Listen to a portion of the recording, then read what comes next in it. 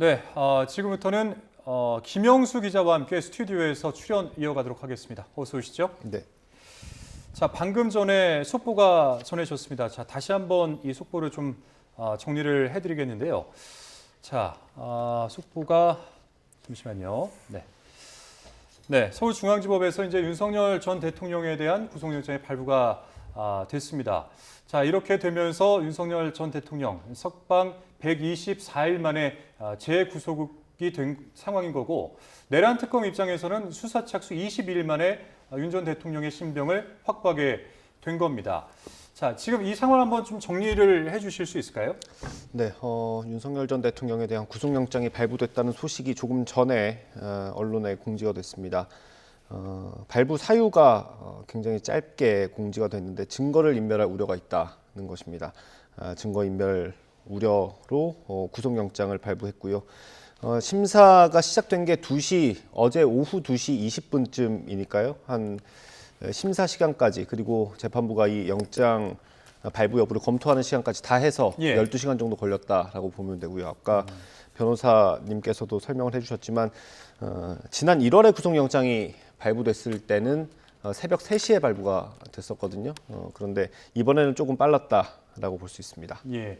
근데 지난번 그 구속영장 발부 당시 때는 수사 기간이 상당히 좀 짧았는데, 이번과 비교했을 때. 근데 이제 이번에는 수사 기간이 그 신문 시간이 굉장히 길지 않았습니까? 근데 그런 걸 미뤄봤을 때 이번에는 결과가 좀 상대적으로 좀 일찍 나왔다, 이렇게 볼 수도 있겠죠. 뭐 재판부마다 검토하는 중요하게 보는 부분들이 많이 있을 거고요. 또 그때와 지금의 혐의가 다르고, 그리고 검찰, 그러니까 그때는 공수처고 지금은 특검인데 수사기관에서 어떤 부분을 좀 강조하는지, 이것도 좀 중요했던 것 같습니다. 특검 같은 경우는 윤석열 전 대통령이 증거를 인멸할 우려가 있다는 점에 굉장히 강조했습니다.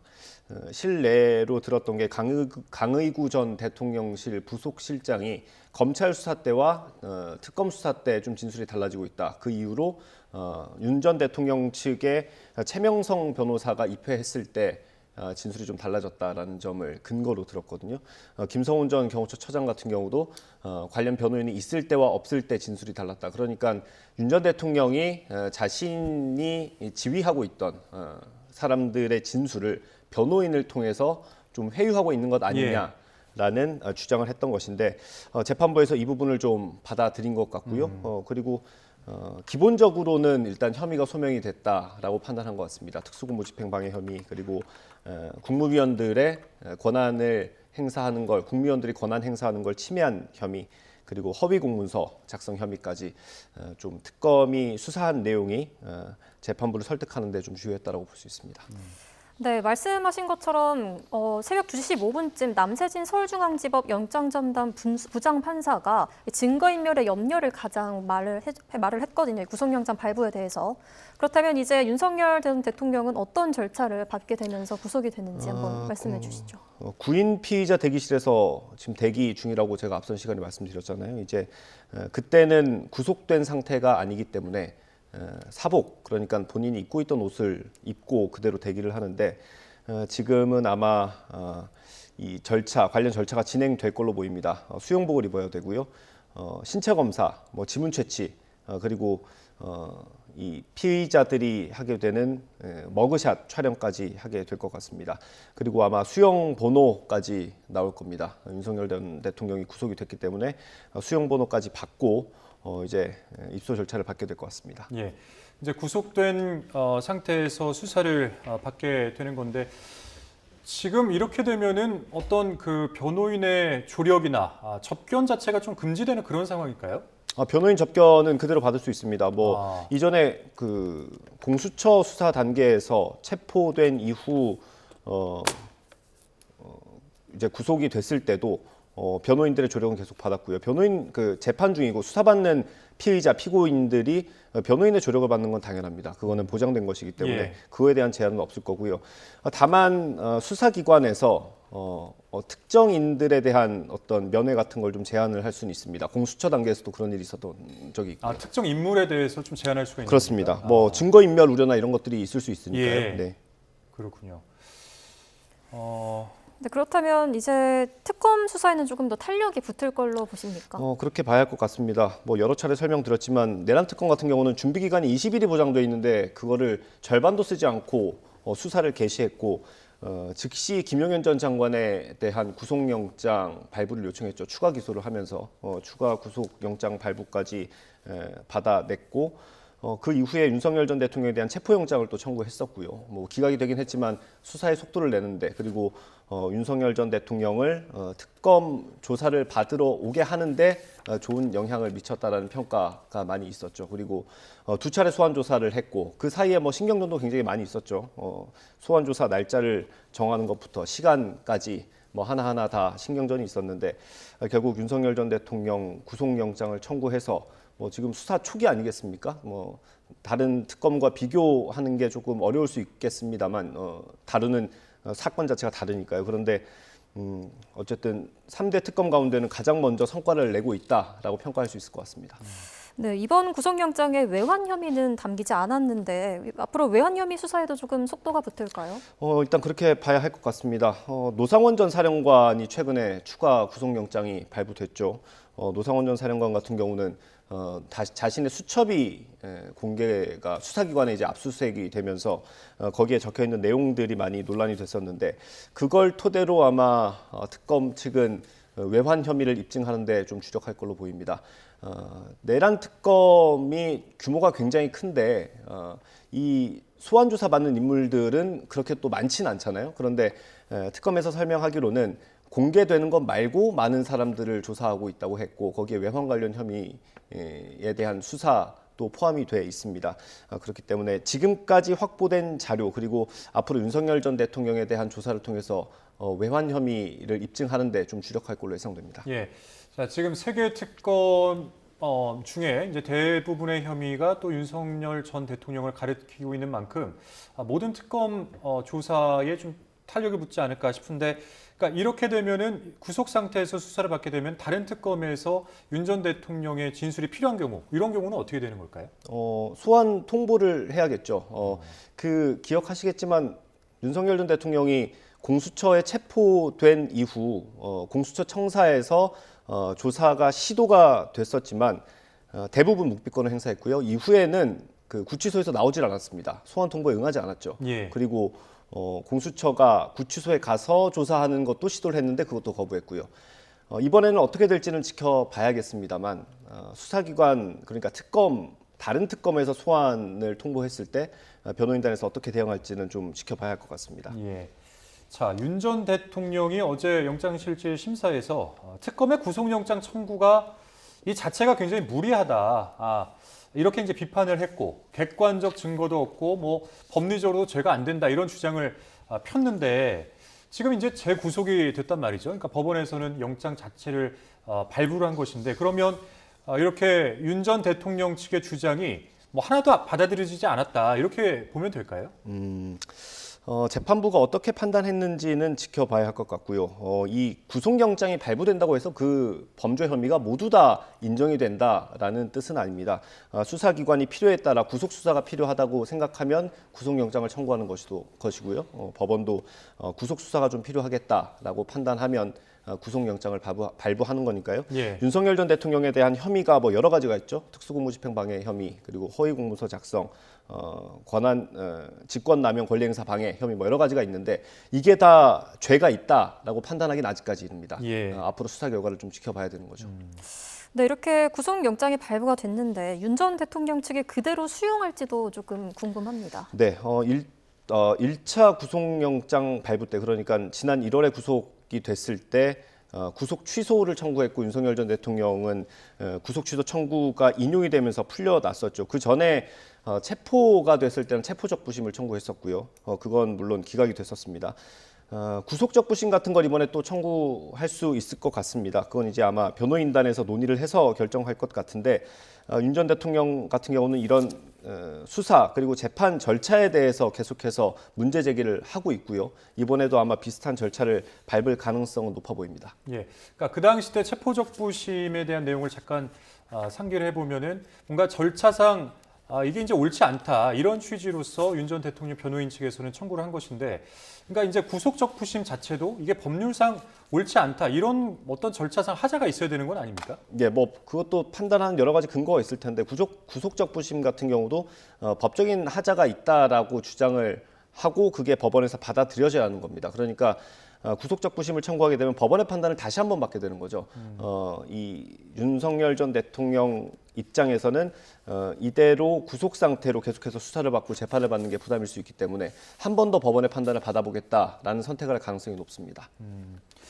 자, 구속 적부심까지 청구할 수 있다라고 이제 이야기를 했는데, 이후에는 이제 어떻게 좀 대응을 해 나갈지가 관심을 모으고 있습니다. 예를 들면 지금까지는 이제 특검의 주장 자체가 말도 안 된다. 그러니까 쉽게 말하면 이제 이런 스탠스였다면 앞으로는 이제 어떻게 이게 이제 대응을 해 나갈지 이런 부분이 좀 궁금하거든요.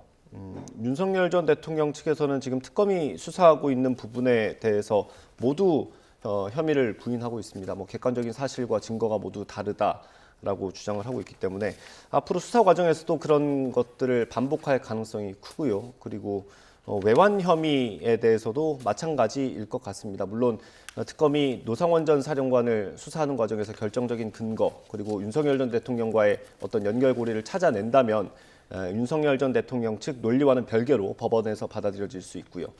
그런 부분들은 좀 앞으로 절차를 지켜봐야 할 것 같습니다. 예. 자, 이제 구속이 결정이 됐기 때문에 이제 말씀해 주신 대로 통보 절차를 거쳐서 뭐 지문 채취도 하고 신체 검사도 진행이 돼서 이제 본격적으로 구속 수사가 진행이 되지 않겠습니까? 그러면 10일 동안 진행이 되고 그 이후에 특검 측에서 다시 요청을 한다면은 최장 10일이 다시 연장이 돼서 한 20일까지 수사를 받을 수 있는 그런 절차인 건데, 이게 이제 그러면은 구속된 상태라면은 특검에서 수사를 요청하면 반드시 응해야만 하는 그런 상황인가요?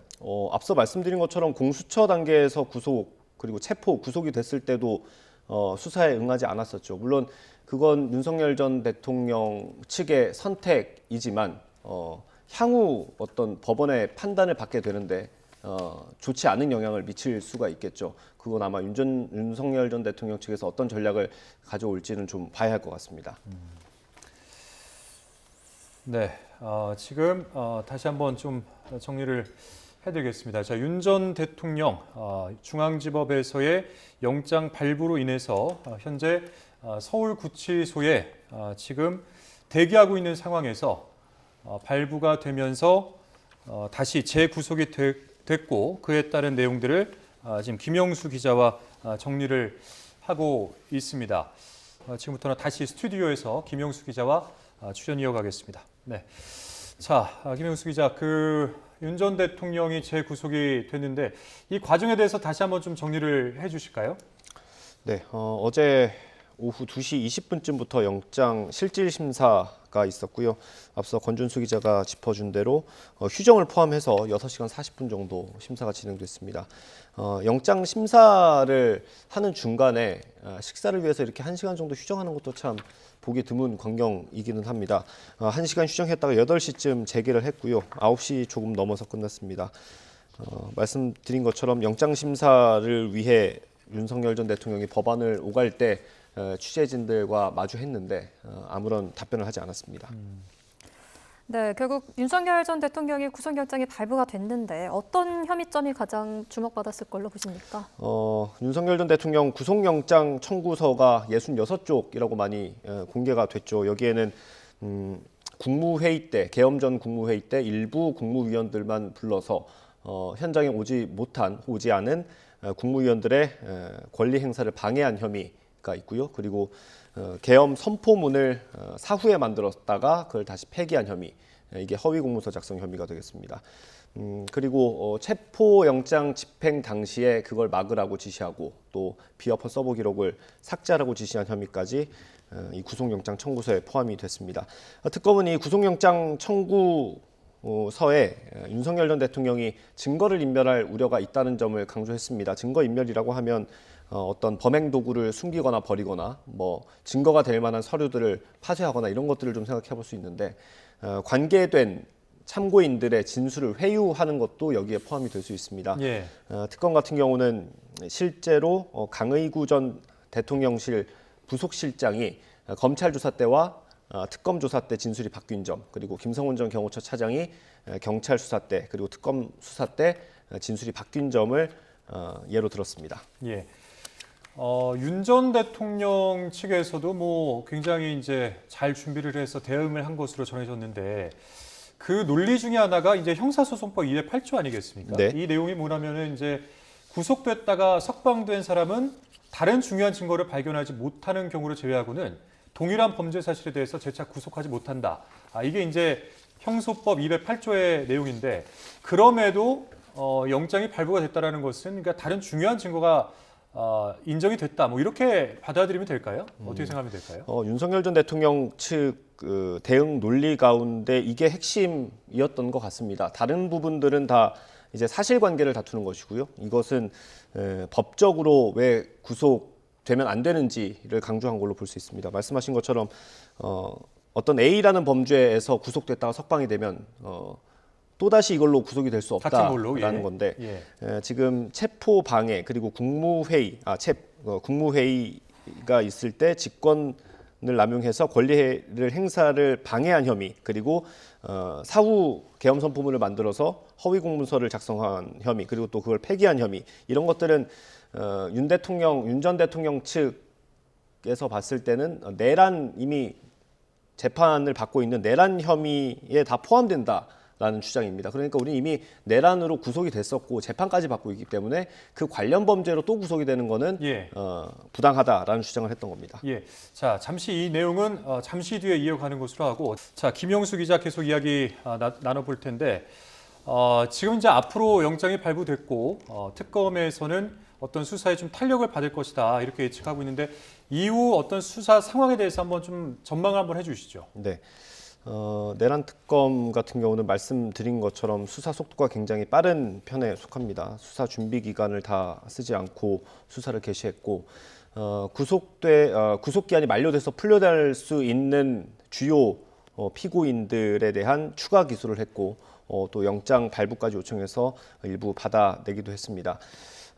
그 가운데 한 명이 이제 노상원 전 정보사령관인데 노사령관의 그 수첩이 많이 논란이 됐었죠. 북한의 공격을 유도해서 이 어떤 계엄 선포의 명분을 만들려고 했다라는 의혹이 있었고요. 아마 그 특검도 이 부분을 좀 많이 들여다볼 것 같습니다. 특검의 이름 자체가 그 내란과 외환이지 않습니까? 예. 내란과 외환. 그러니까 외환 혐의를 입증하는데 더 주력할 걸로 예상이 됩니다. 그렇게 되면 아마 군 관련 참고인, 뭐 피의자 소환이 앞으로 좀 잇따를 걸로 예상이 됩니다. 예, 알겠습니다. 일단은 김영수 기자와는 이쯤에서 일단 인사를 하고 잠시 뒤에 또 한번 모셔서 스튜디오에서 이야기 나누도록 하겠습니다. 김영수 기자였습니다. 고맙습니다. 네.